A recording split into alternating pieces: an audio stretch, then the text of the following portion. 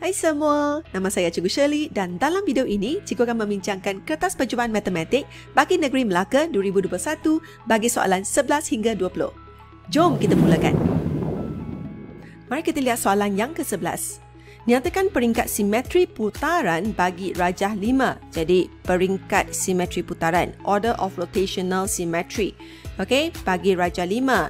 Jadi yang ni, kita lihat keempat-empat sisi tu sama. Keempat-empat sudut pun sama. Okey, katakan cikgu letak satu titik di sini. Okey, jadi kalau diputarkan 90 darjah, dia akan ke sini kan? Dan bentuknya masih sama, saiz pun sama. Okey, kemudian kita putar lagi sekali ke sini. Okey, kali kedua. Rupa bentuk sama, saiz dan sama juga. Kemudian cikgu putar lagi sekali di sini. Okey. Bentuk sama, saiz sama juga. Dan cikgu putar satu kali lagi, dia akan kembali ke tempat asal dan bentuk dan saiz juga sama. Jadi berapa kali cikgu dah putar? Okey, 1 kali, 2 kali, 3 kali, 4 kali. Okey, jadi di sini peringkat simetri putaran ialah 4. Jawapan ialah 4. Mari kita lihat soalan yang ke-12. Rajah 6 menunjukkan 5 segitiga yang dilukis pada grid segi 4 sama. Antara segitiga A, B, C dan D, yang manakah bukan image? Bukan image bagi Q di bawah suatu pantulan. Jadi mana Q? Q di sini kan? Okey. Jadi kita lihat satu persatu. Okey, jadi kalau A kan? Okey, kita lihat mana ialah paksi pantulan. Jadi paksi pantulan ialah di sini. Kan? Okey, ini ialah paksi pantulan. Jadi ini dipantulkan ke sini. Betul tak? Q dipantulkan ke A kan? Okey? Jadi ini dia kata pilih yang bukan. Maksudnya pilih yang salah lah ya. Okey, sekarang kita cuba B pula ya. Okey, jadi B di manakah paksi pantulan? Di sini kan? Okey? Jadi yang ini Q dipantulkan ke B. Okey, jadi B ialah image bagi Q ya. Okey, sekarang kita cuba C pula. Okey, jadi di manakah paksi pantulan? Di sini, kan? Okey. Jadi Q dipantulkan ke C. Jadi C ialah image. Okey, jadi maksudnya ialah kalau A, B, C bukan jawapannya, jawapannya ialah D. Kerana kalau D, kita pilih D, tidak boleh dipantulkan kan Q dengan D. Betul tak? Kita tak dapat tentukan mana ialah paksi pantulan. Jadi jawapan untuk soalan ini ialah D. Okey, D. Mari kita lihat soalan yang ke-13. Rajah 7 menunjukkan titik K yang diplot pada suatu sata kartes. Okey, on a Cartesian plane. Jadi dia suruh hitung nilai sin theta. Okey, jadi di sini untuk trigonometri. Okey, trigonometri adalah untuk segitiga bersudut tepat sahaja. Jadi kita perlu lukis satu segitiga sudut tepat. Okey, right angle triangle. Okey, jadi di sini ialah Y kan? Kerana di sini ialah 12, sini ialah 9. Jadi sini ialah 12 dan sini ialah 9. Okey, 9 ya. Kemudian kita guna trigonometry Pythagoras theorem. Okey, teorem Pythagoras untuk cari OK. Okey, iaitu hypotenuse. Okey, jadi untuk cari OK ni ya, kita guna 12 kuasa 2 campur 9 kuasa 2, kemudian kita punca kuasa 2 kan. Okey, jadi ini 144 campur dengan 81. Okey, kita dapat 225 iaitu, okey, kalau punca kuasa 2, 225, kita dapat 15. Maksudnya sini ialah 15. Okey, sekarang kita lihat sin ni ialah SOH kan, opposite over hypotenuse. Okey, SOH katua kan. Jadi opposite di mana? Ini ialah opposite. Okey, ini ialah adjacent, sudut bersebelahan. Kemudian sini ialah hypotenuse. Okey, jadi O over H. Jadi O ni ialah 12 per 15. Okey, 12 per 15. Kemudian kita cuba simplify. Pemudahkan ni, atas dan bawah bahagi dengan 3. Kita dapat 4. 15 bagi 3, kita dapat 5. Jadi jawapan ialah 4 per 5. Jadi jawapan ialah B. Mari kita lihat soalan yang ke-14. Okey, rajah 8 menunjukkan ketinggian air laut ketika pasang surut. Jadi ini ialah graf sin ya. Okey, antara berikut yang manakah fungsi trigonometri yang mewakili ketinggian pasang surut air itu? Okey, jadi dia nak ketinggian. Jadi ketinggian dia di sini 6. Jadi yang mana ialah nilainya ialah 6. Okey, jadi kita boleh cuba. Okey, jadi di sini dari 0 hingga 12 sebenarnya ini mewakili 360 darjah. Ini ialah 180 darjah dan ini ialah 90 darjah dan ini ialah graf sin. Okey, jadi maksudnya ialah 6 height ni ya. Okey, ialah 6 sin berapa? Supaya nilai sin ni ialah nilai 1. Okey, jadi sin 90 darjah kan? 90 darjah. Jadi ini 6. Okey. Jadi nilai sin 90 darjah ialah 1. Sin 90 ialah 1 kalau kamu tekan kalkulator. Jadi 6 darab 1 ialah 6. Okey? Tapi di sini tak ada jawapan di mana sin 90. Jadi kita boleh ganti apabila t ialah 3. Okey, t ialah 3 di sini. Okey, 30 darab dengan 3. Dan maksudnya ialah sama dengan 6 sin 90 darjah. Ialah 6. Okey, jadi jawapan ni ialah C. Mari kita lihat soalan ke-15. Okey, darjah 9 menunjukkan sebuah silinder. Hana memasukkan air ke dalam silinder itu sehingga penuh. Okey, hitung isi padu dalam cm padu air yang perlu dimasukkan ke dalam 5 bekas silinder yang sama saiz. Maksudnya kita kira apakah isi padu untuk satu silinder dulu, kemudian kita darab dengan 5. Okey, jadi apakah formula untuk isi padu silinder? Jadi formula untuk isi padu silinder ialah pi J kuasa 2 T. Kemudian kita perlu darab dengan 5 kerana dimasukkan ke dalam 5 bekas silinder yang sama saiz kan. Okey, sama dengan, jadi untuk nilai pi kita boleh guna 22/7. Okey, darab dengan, jadi jejari di sini ialah separuh daripada diameter. Okey, maksudnya ialah 280 bagi 2 ialah 140 cm. Jadi 140, okey, kemudian perlu dikuasa 2 kan.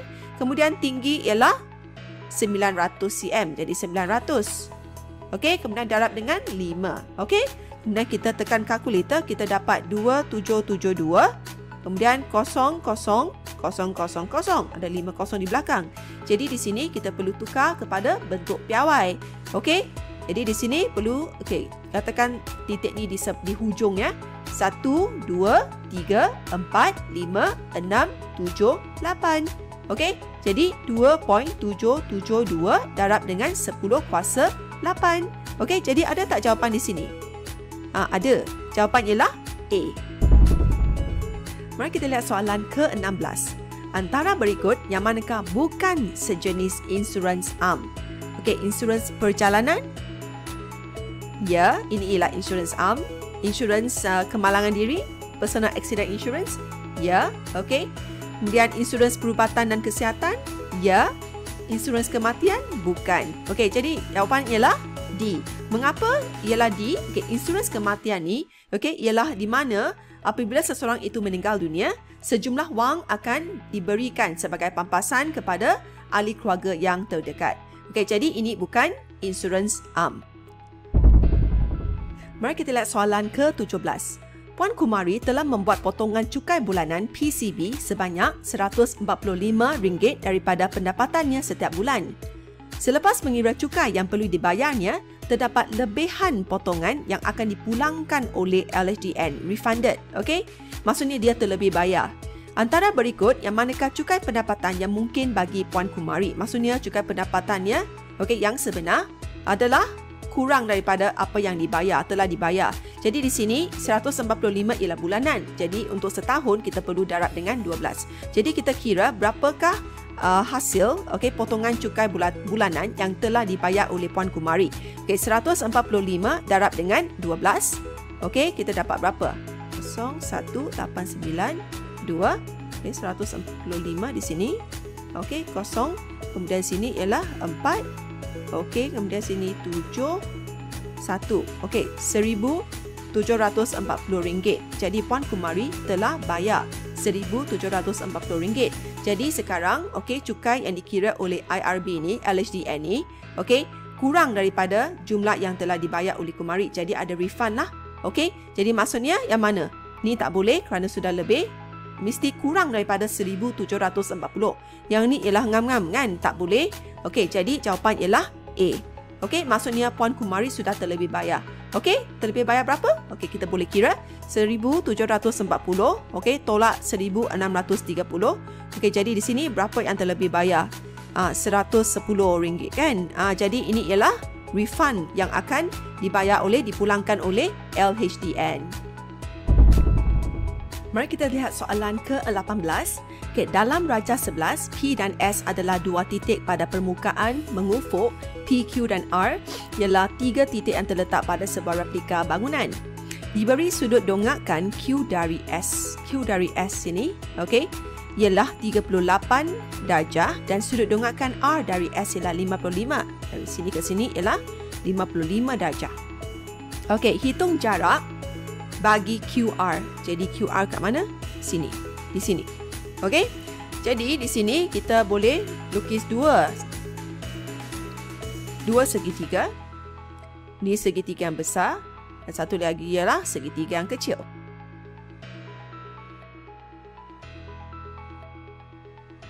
Jadi di sini ialah R, sini ialah P dan sini ialah S. Ini S, ini Q dan ini P.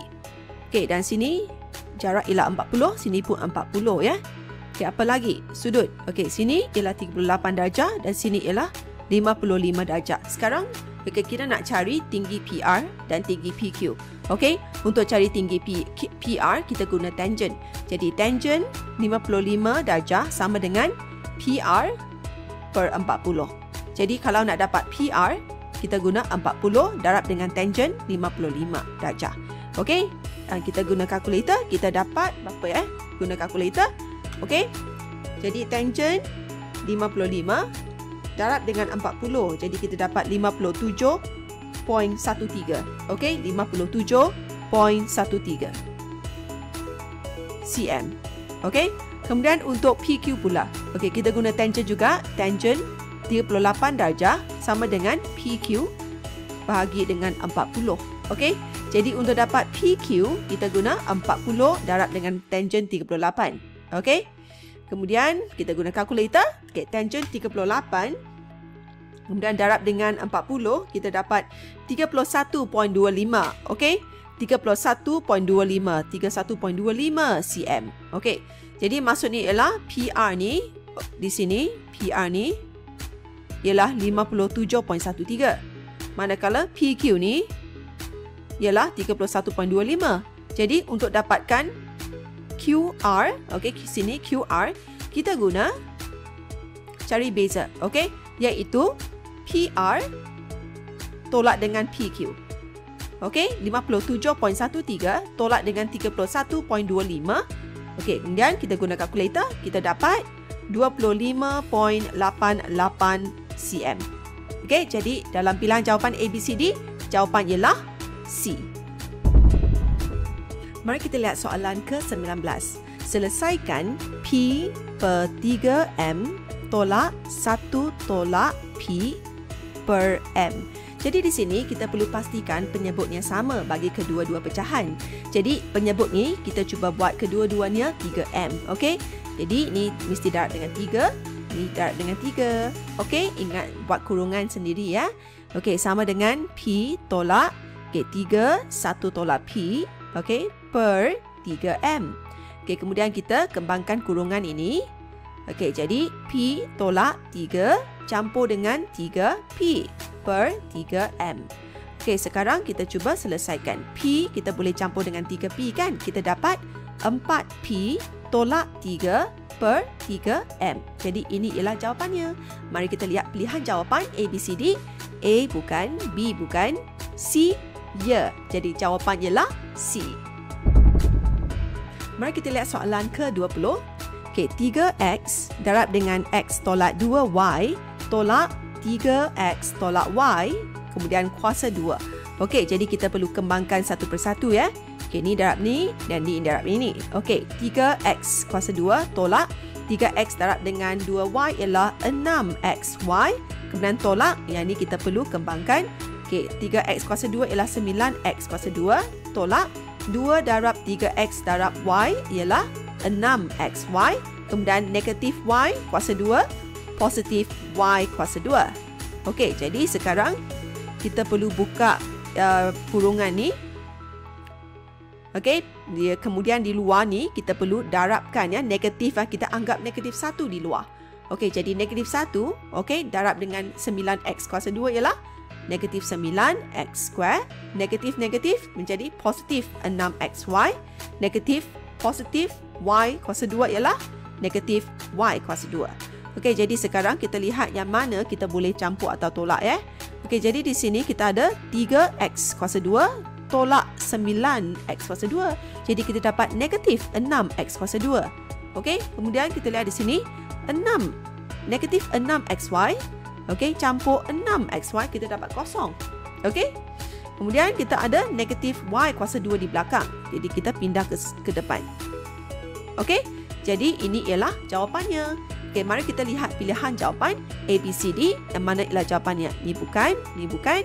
Okey, negatif 6x kuasa 2 tolak y kuasa 2. Ya, jawapan ialah C.